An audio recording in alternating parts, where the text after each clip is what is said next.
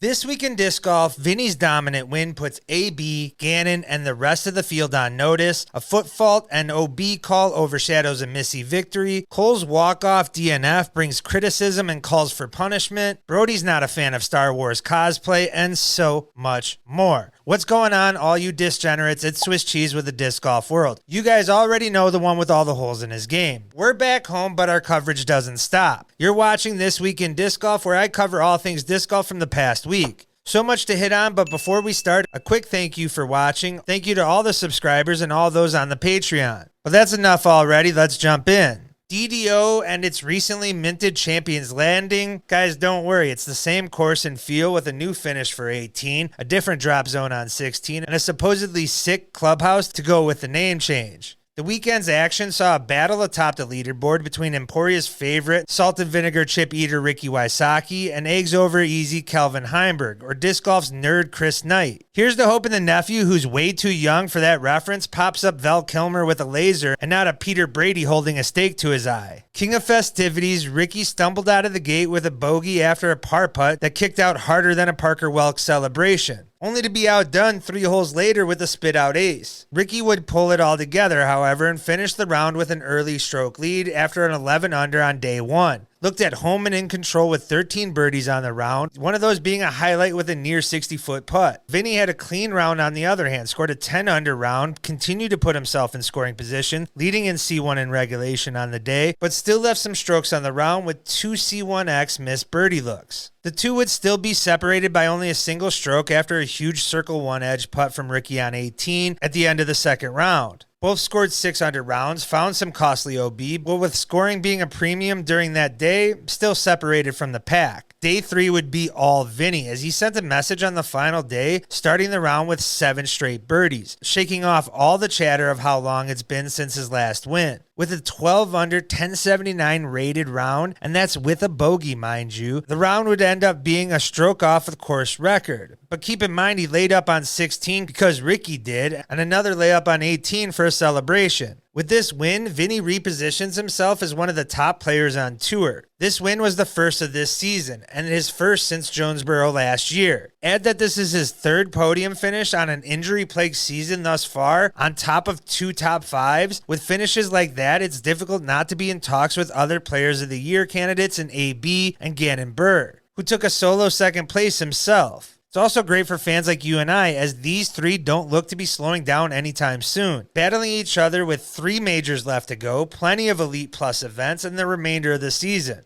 Sure, there were plenty of other storylines on the weekend. You had Gavin Rathbun with that dirt squirrel mustache looking like any other rookie Vermont State trooper. He literally rolled on the scene again this season. Is still playing his best disc golf with an open bag on the home course of his former low-balling sponsor. Hey, all you dynamic fans, those are his words, not mine. Scored the hot round on day 2, found himself on the lead card for the final round, and a solo podium 3rd place finish after an 8 under on the final day. That, and you had Ezra Robinson's highlight eagle on 18 of round 2 that put himself on lead card ahead of Gannon Buhr and Gavin Babcock, who also has become a meme all of a sudden. Unfortunately for Ezra, he wished round 3 never happened, as it might have been better to stay home with some Twizzlers that he wouldn't share, as he would drop like a rap battle single. Joey Bucket Anderson shot the course record only because Vinny allowed it on the final day. Finished in 4th place for the tournament after a 13th place climb. This is now his 3rd top 10 of the season, as he continues to put himself in contention on all sorts of tracks. Andrew Presnell, fresh off his major victory and still being greeted by fans as Joel, followed up with a top 5 finish at DDO. Gannon Buhr's top 10 streak continued while AB's didn't.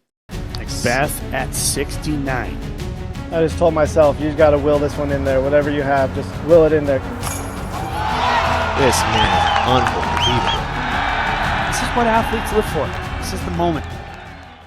The FPO action wouldn't feature a dominant performance, instead saw sloppy play from a field that was missing 3 of the game's top 5 world-ranked players in Kristen Tatar, Evelina Salonen, and Henna Blumroos. Listen, if that was the only storyline from the FPO, it might have been considered more of a successful weekend. However, the tournament that saw the action come down to hole 18 and even an eventual playoff for the second year in a row, but was completely marred by OB disputes, an aggregated playoff that had players walk off, and a foot fault call that has many considering it poor sportsmanship despite the demands and expectations for players to make those calls. Missy Gannon and Haley King were battling for victory over the entire 3 days, with close back and forth action mostly due to poor play that would lead to a playoff on the final day. That final round saw 6 OB strokes from just those two alone, no birdies for Missy on the entire back half, a brutal 3-putt within the circle from Haley on 13, and an even worse approach on 18 that landed in the drink for Haley and forced the action into a 3-hole playoff. Sure, I'm not going to lie about the exciting C2 death putt make from Missy on hole 16, the first hole of the playoff. A must get with Haley looking at an easy birdie, only for the excitement to quickly leave after Missy took a 2-stroke lead after a birdie and Haley bogey. Yet due to the aggregate, went to 18 with even more disc golf to play, despite most not wanting any more action. Which, funny enough, on hole 18 during that playoff, a non-consequential foot fault call would put a cloud over the entire event and had fans forget all the FPO action from the weekend, which I guess isn't that bad. Most would argue that the call was in poor taste and uncalled for. But listen, Haley must have felt confident in what she saw to make that call, as it was not the first foot call for the FPO over the weekend. Even if it didn't matter or a bang-bang play, it's still a rule of the game in what she saw. That's why the marshal, one of the few people getting paid on the course, is there to make that decision. I covered this in Monday's weekend wrap-up video. If you want more, check out the video. But I'll leave you with this. If we as fans expect players to hold their calls in situations instead of calling the game how they see it at all times, it will only enable illegal jump putts and other rule violations that everyone complains about. And sure, there was other players that need to be featured and deserve the amount of attention. Emily Weatherman put together one hell of a performance on the weekend for her best finish of her career and first podium finish with a 3rd place in her first touring year, but is still wondering what might have been. The teenager battled to the end and had a sensational final day from Chase Card that made a name for herself as she challenged for a win. Saw a controversial OB call with her card mates not agreeing with her on whether her disc was in bounds or out on hole 18 after her drive. That ruling cost her not only a bogey for the hole, but if ruled in bounds, would most likely have led to a tie with Missy and Haley in an eventual 3-player playoff, in what could have been an even better finish or possible win for Emily. Emily can only go off of how her card mates ruled, and she still feels her disc was in bounds, even saying such in post interviews. And the way she handled the entire ruling could not have been more professional. The FPO aggregate playoff would strangely enough have an impact on the MPO side also, as it led to even more drama with a Cole Redalen walkout. Cole, after being notified that his cards play would be halted for the FPO playoff for up to 45 minutes. Cole decided to air his frustrations on social media, throw a disc in the water on 16, and walk off with a salute. Cole in the post would say his reasoning, but the action has been called out by fans and players alike. Drew Gibson and Brody Smith being the most critical. Some even went as far as feeling a possible punishment is warranted. In the court of public opinion, Cole is already being dragged, and his image certainly suffered for the young player. That video and salute looks terrible and won't be an easy thing to remove from fans' minds. But the thought process of punishing a player who's responding to the DGBT actions or lack of them seems about as funny as ruling the round 888 instead of 999, because it's more of a punishment and affects his rating. Like he or any other pro with a tour card gives a shit about their rating. Halting the action for that long and allowing the aggregate playoff at all was the decision out of the control of the players. Why would you expect any player that far from the cash with the West Coast swing and a drive ahead of them to stay? Add the fact that you're inflating your player pool to as much as the course can handle without a cut line is either an archaic trope or willful ignorance to the issues that decision causes. Backups, longer rounds, and higher tensions to name a few. I'm not defending what Cole did, nor do I feel like chastising a 19-year-old for a decision he made is sound. Even he has tried to walk it back, deleting the prior post. I've certainly made far worse decisions at that age. Yet, is it a poor look for him in the DGBT?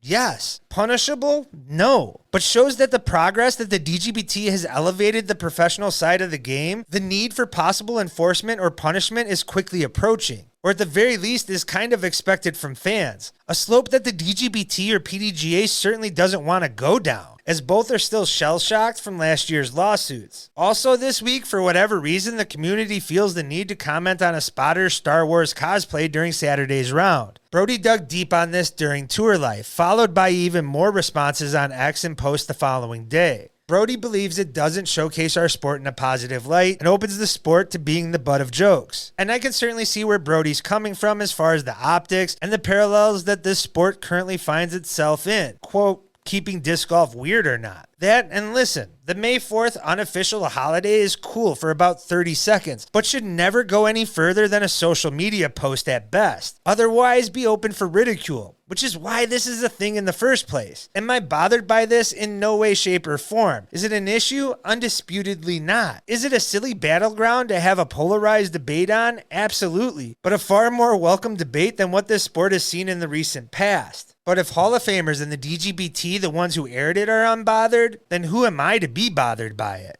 And at the very least, we can all agree on something. Hay bales are never the answer. Ever. Now let's get to some quick hitters. There's a lot of disc golf this weekend that most might not realize. You got the Copenhagen Open, which will showcase a par 6 for the FPO, first time ever. Santa Cruz Masters Cup with its history. That and LVC already is underway, with Gannon having early 2-stroke lead over defending champion Calvin Heimberg. And Canadian Sofia Denecki has a 3-stroke lead over a few pros in the FPO. James Proctor gets hitched. Of course, there's disc golf party favors and plenty of photo of pros who look funny in anything other than dry fits and shorts. Jake Wolf, thumber extraordinaire, leaves Dynamic Disc to pursue an open bag. Says there are certain shots required of him that Dynamic just can't fill. Drew Gibson might have foreshadowed the move in a prior post, but he might be onto something here, because I can't understand why I want to see what Jake can do with every meme disc out there. Rolos, tilts, grooves, rasks, stegos. Throw in some 3D printed junk in there also. I want to see Jake throw it all. Disc golf in Europe is a whole nother thing. Kristen Tatar is getting interviewed by the news. Vaino Makala, Nikola Santala, and Tuomas Huhtinen makes Finland's top 100 marketable athletes list. And the Disc Golf Festival sounds pretty f***ing awesome, with a concert and a 3-player showcase with big name pros and a fair amount of cash. Gannon has a birthday and looks like a double-jointed character who chews plaque candy on the adventures of Pete and Pete. There's a level of disc golf fandom in considering to name your child James, not because you're a fan of the player, just the fact that he produced the greatest disc golf moment the sport has ever seen is just